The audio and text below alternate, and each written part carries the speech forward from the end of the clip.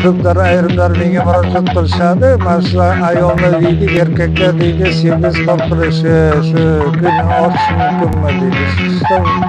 Aytaman, ayol nima inson emas.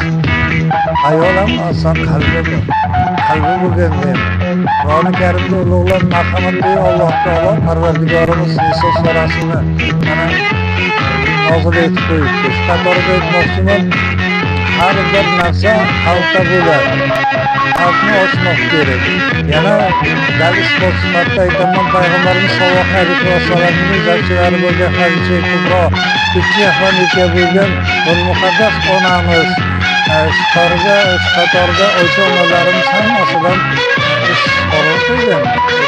Hadicha Kubro onalarimiz o'zlari odam bo'lgan, Rasululloh bor. Ularni tushunmoq kerak. Gap buni izhor qilishda emas, gap yashamoqda, qanday baxt bo'lmoqda. Yana bir tomoni bor, ayol erkakni sevganda ham, lekin nisbatan menimcha yaxshi turmush ham bo'lsa kerak.